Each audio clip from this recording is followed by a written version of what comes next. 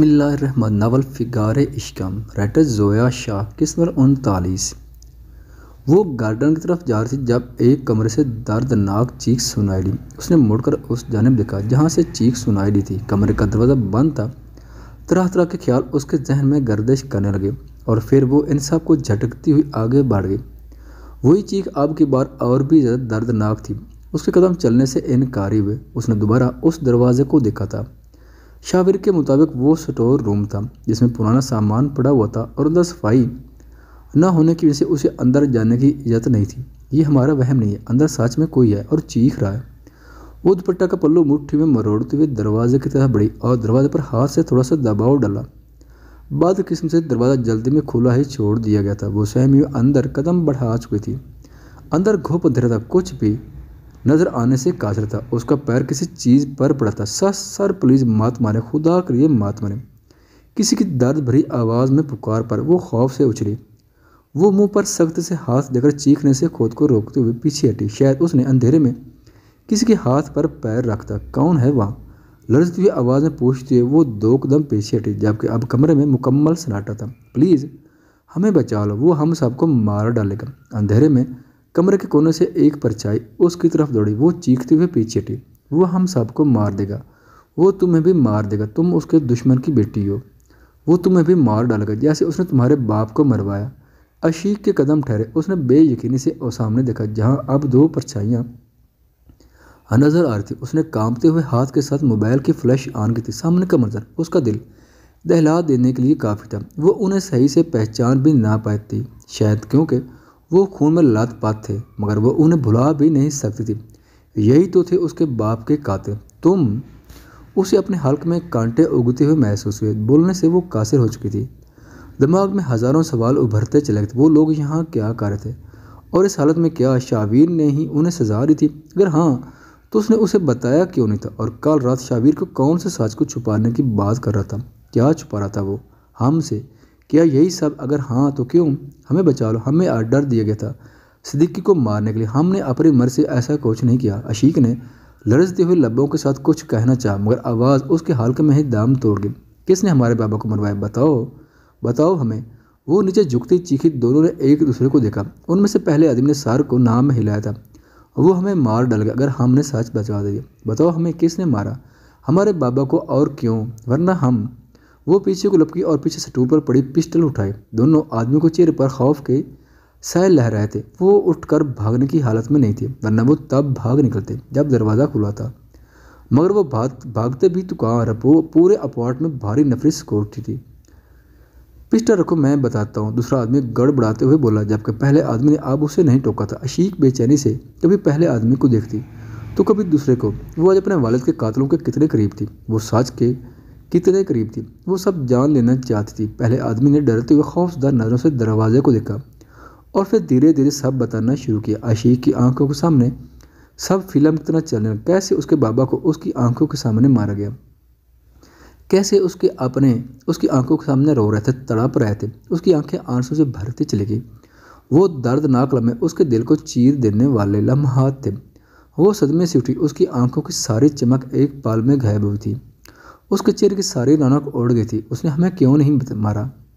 उसके सूखे लबों से रौनक से कासिर आवाज़ खता हुई। दोनों आदमियों ने खामोशी से एक दूसरे को घूरा था, मगर वो इस बात का जवाब जानती थी।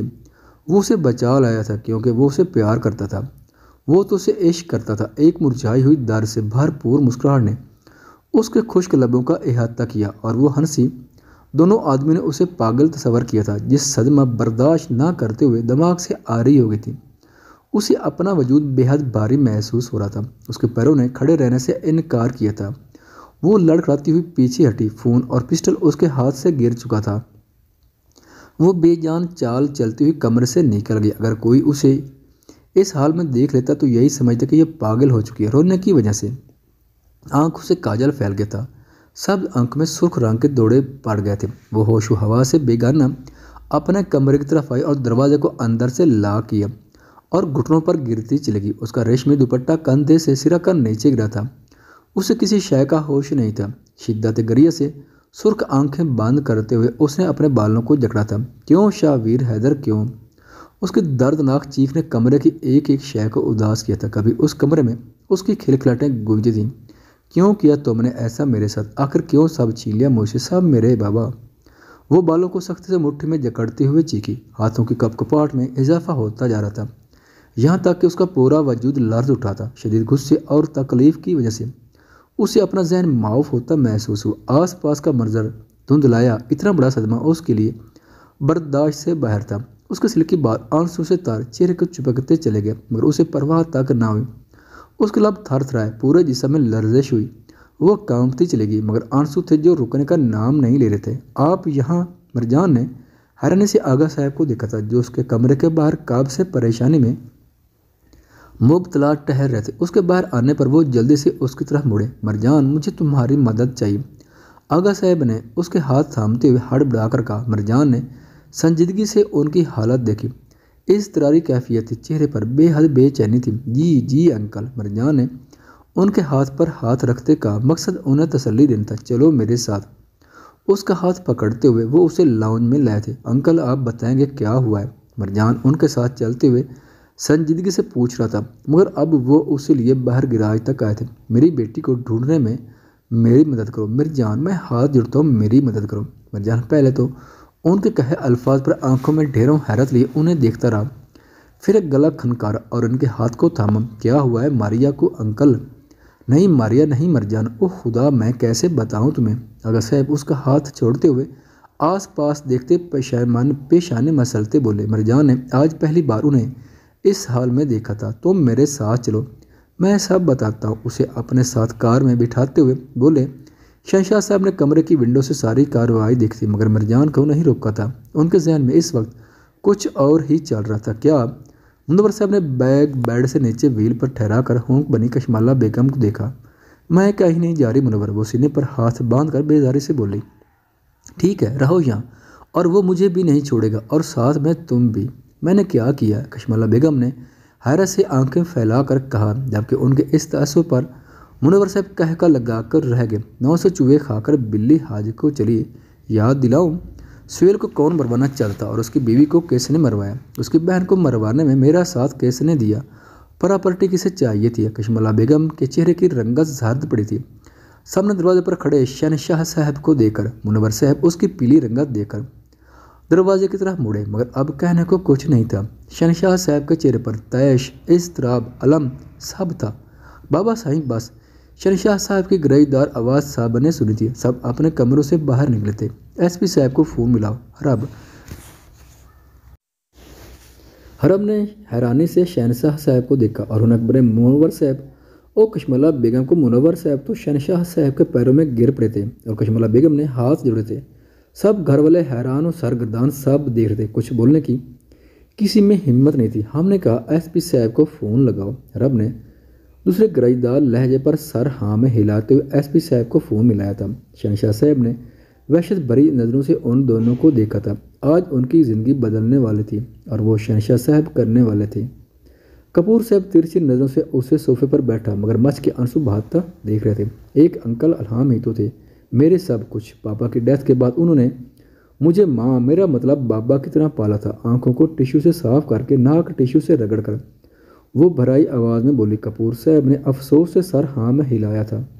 अंकल, कहाँ जाऊँगी मैं? अंकल, बचा ही क्या मेरे पास, माँ ही मनाउस हूँ अंकल। वो ज़बान दांतों तले दबाकर अल्लाह ना करे बुढ़ाई और फिर सब बुढ़ाई और फिर सारे रोने लगी। बेटा सब ठीक हो जाएगा, भगवान सब भला करेंगे। भगवान के बच्चे, मुझे आसरा तो दो, मुझे तुम्हारी फ्लैश ड्राइव भी चाहिए, बोल दो, मेरे घर में रह लो बेटी। ताबीर ने मुंह का जाविया बिगाड़ कर उन्हें देखा और फिर से बलक बलक कर रोने लगी। कपूर साहब के कान फटे जाने को थे। मजबूरन उन्होंने उसे तसल्ली देकर यह कहा कि वो उनकी फैमिली के साथ रह सकती है, तो वो खुशी से सर यहाँ में हिलाकर आंसू पूछने लगी। कमरे का दरवाजा धाड़ के साथ खुला था। ताबीर तो उछल ही पड़ी थी। 4 ब्लैक वर्दी में मलबूस अंदर दाखिल हुए थे। उनके बीचों बीच एक ब्लैक पैंट पर ब्लैक हुडी में मलबूस शख्स अंदर दाखिल हुआ था। उसके दोनों हाथों में 9mm पिस्टल थे। क्यों कपूर, चाय पानी नहीं पूछोगे? वो एक कदम आगे बढ़ाकर मगरूराना लहजे में बोला। कपूर साहब ने उसकी आवाज़ पहचानी थी, मगर उसने तो वो CCTV फुटेज बगैर देख ही अलार्म को भेजी थी। उसे कैसे पता होता वो यहाँ क्या कर रहा है? ताबीर ने उसकी नीली पुरकशिश आंखों को देखते हुए पहले नीयत खराब की, लेकिन फिर उसके हाथ में पिस्टल देखकर वो भड़क रह गई। ये मजाक है लूसीफर, क्यों और क्या लगता है तो मुझे डरा पाओगे? कपूर ने कंपोज लहजे में कहा, जबकि लफ्ज लूसीफर ताबीर के तोते उड़े थे।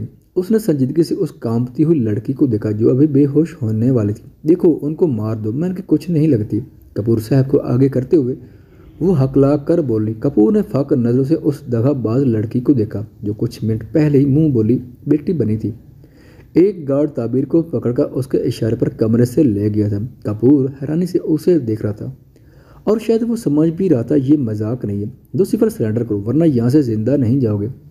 स्पीकर में सख्ती से मिस्टर रिचर्ड का स्पेशल गार्ड ने आर्डर दिया था। लूसीफर ने विंडो से बाहर देखा। मिस्टर कपूर के घर को चारों तरफ से मिस्टर रिचर्ड के गार्ड ने घेरा था। अब क्या करोगे? हाँ, मिस्टर कपूर ने मकरूर कहकर गया। उसकी नीली आंखों में चमक उभरी। उसके इशारे पर बाकी 3 गार्ड्स पीछे के दरवाजे की तरफ बढ़े थे। वो बैक पैक से स्टेंस ग्रेनेड को खुद करते हुए मिस्टर कपूर के सामने फेंक कर 2 ग्रेनेड लेफ्ट और राइट गिराते हुए पीछे की खिड़की से बाहर लपका था। 3 सेकंड में दाएं और बाएं जानिब 2 धमाके हुए थे और हर तरफ धुआं फैला था। बेवकूफ़, ये क्या क्रिमिनल बनेंगे? वो हुडी को सर पर गिराते हुए तंजिया लाबो लहजे में कहकर अपने गार्ड के साथ पीछे खड़ी लैंड क्रूजर में बैठते हुए वहां से भाग निकला था। मिस्टर कपूर स्टेंस की वजह से कुछ देर के लिए दिखने की हिस्स से मालूम हो चुके थे। जब तक सब नॉर्मल हुआ था वहां उस शैतान का नामो निशान तक नहीं था। एसपी साहब शहंशाह साहब से इजाज़त लेकर मुनव्वर साहब और कशमला बेगम को लेकर पुलिस स्टेशन रवाना हुए थे। उन्होंने सख्ती से कहा था कि ये पूरी ज़िंदगी जेल में ही सड़े और उनसे सख्ती से पूछ-गुछ करने का आर्डर दिया था। बहरहाल तो एसपी साहब उन्हें मुतमईन करके निकल गए थे, मगर वहाँ से निकलते हुए मुनव्वर साहब ने सुख का सांस लिया था, क्योंकि एसपी साहब तो उनके साथ मिले हुए थे, उनके पुराने दोस्त थे। हमें फ़िलहाल मेरे आदमी के घर छोड़ दो, वहाँ हमें कोई नहीं जानता और किसी से ज़रूरी मुलाकात भी तो करनी नहीं। कशमला बेगम की तरफ देखते हुए वो याद दहानी करवाते बोला।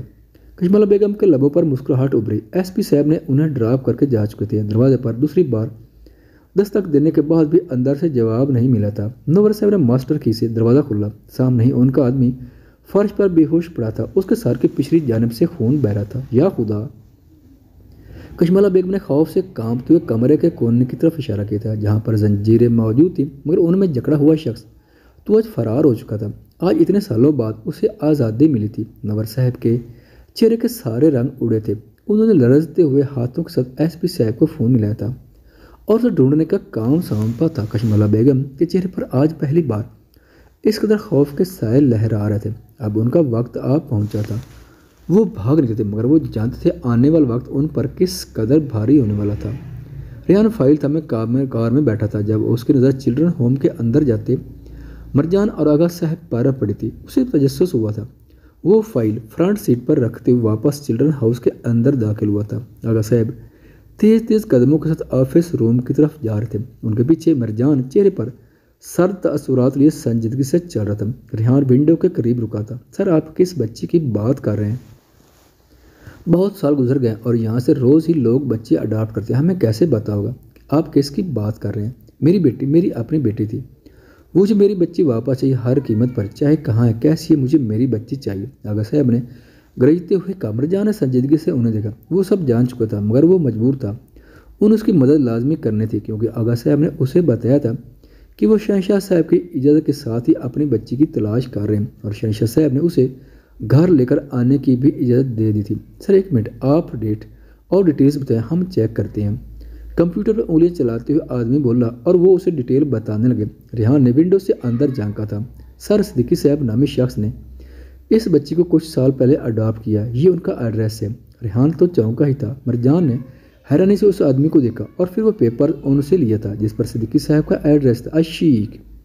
मिर्जान ने पेपर थामते हुए कहा। आगा साहब के चेहरे पर चमक उभरी थी। तुम जानते हो मेरी बेटी कहाँ है? आगा साहब ने मिर्जान के कंधे थामते मिर्जान ने संजीदगी से सर हाँ में हिलाया था। रेहान भागते हुए वहाँ से बाहर निकला था और शाहवीर का फ़ोन मिला था जो स्विच ऑफ रहा था। Damn it! सर, फ़ोन उठाया प्लीज़। वो फ़ोन कान से लगाया तेज़ रफ्तार कदमों के साथ गाड़ी तक आया और गाड़ी को फुल स्पीड में दौड़ा ले गया था।